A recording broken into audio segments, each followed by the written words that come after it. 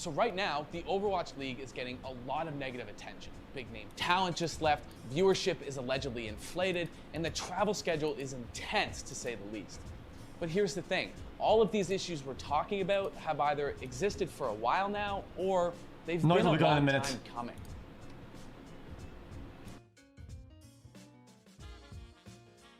I'll mute for a minute. So on December 31st, Overwatch caster Monte Cristo posted a lengthy Twitter thread announcing that he wouldn't be returning to the Overwatch League for Season 3.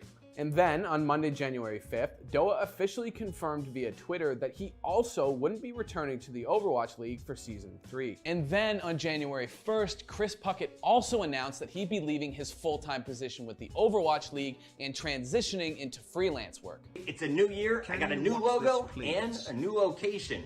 Molly got a promotion, bringing us back to New York City where we lived for 11 years, and unfortunately, that means I won't be on the West Coast to host the Overwatch League for a third season.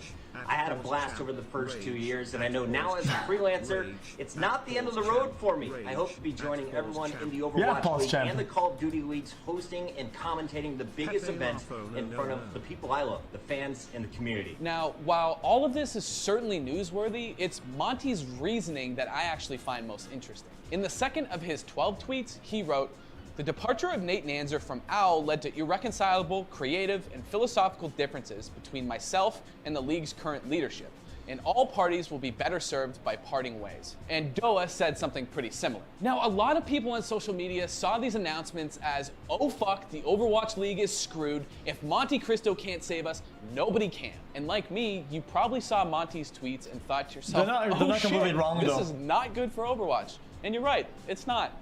But in fact, the problems go a lot deeper.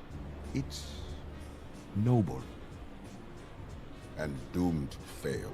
Things like burnout and mental health concerns, for example, continue to be a hot topic within the Overwatch community. Notable players like Effect, Asher, Defran, and Pine all either retired or took extended breaks from pro play, in part due to both of these issues. And with homestands right around the corner with the beginning of Season 3, which are basically Blizzard's equivalent of home and away games, even more concerns have been raised due to the crazy nature of this travel schedule. Now you might be wondering, what's this about a crazy travel schedule? Well, there's a team in Shanghai, there's a team in London, there's a team in Paris, and there's a bunch of teams in the United States, which naturally means people are going to be traveling a lot. And so what do I mean by a lot? Well, according to a report from Upcomer, the London Spitfire will apparently have to travel an estimated 76,923 miles during Season 3. That's fucking ridiculous, dude! Report, the Boston Uprising will have to travel an estimated 71,460 miles as well. While not every single team will be traveling that much, according to that Upcomer report, most teams on average will be traveling about 40,000 miles throughout Season 3. For comparison, the LA Lakers will have to travel that much this NBA season. So no matter how you look at it, being a pro Overwatch player in Season 3 is going to be pretty intense. Now, you have to imagine that these pro Overwatch players and casters, since they'll be traveling a lot as well, are asking themselves, is this worth my time and effort when I can essentially just stream from home? And shit, I don't even want to think about the potential visa issues that might come from this. But there's a ton of other issues with the OWL as well. There was that disaster of a merchandising deal with Fanatics where logos were peeling off hoodies and jerseys were basically unreadable. And then there's the Overwatch Contender Series, which has been picked apart by Blizzard to the point where there's almost no more LAN tournaments, the league is hardly promoted on stream, and teams are folding left, right, and center. But none of these issues are more concerning than the allegations that Blizzard has been inflating viewership numbers by embedding Overwatch League streams on a whole gang of websites. Basically, what allegedly happened was that some websites were paid to run muted OWL streams as ads on their websites during game days. So the idea is that if you visited Kotaku, Polygon, or even SB Nation while a game was live, you'd be counted as a viewer even if you didn't intend to watch that stream. Now, back in May of 2019, Kotaku actually published an investigation that... But that was on the browser too, right? If you're on Battle.net on the Overwatch section, but you're not even playing it, right?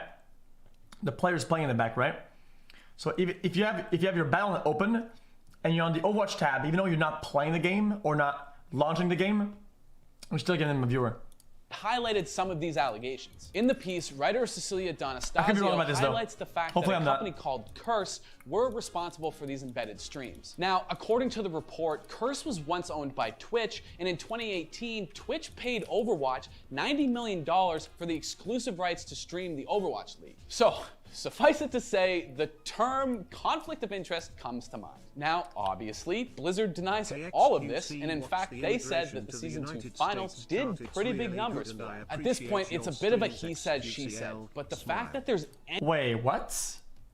So, suffice it to say, the term conflict of interest comes to mind. Now, obviously, Blizzard denies all of this, and in fact, they said that the Season 2 finals did pretty big numbers for them. At this point, it's a bit of a he said, she said, but the fact that there's any doubt about the viewership metrics in a league where you had to pay tens of millions of dollars to even get in the door, well, that's pretty concerning. While all of this is going on in Overwatch, in the CDL, which is Activision Blizzard's other fully franchised league, they've actually pulled back on the crazy travel schedule, and they limited the number of events that they'll be doing for 2020. To bring it back to Monty, he wrote on Twitter that I will be suspending production of Oversight with my co-host Thorin, and will cease creating Overwatch focus analysis and power rankings on my personal channel.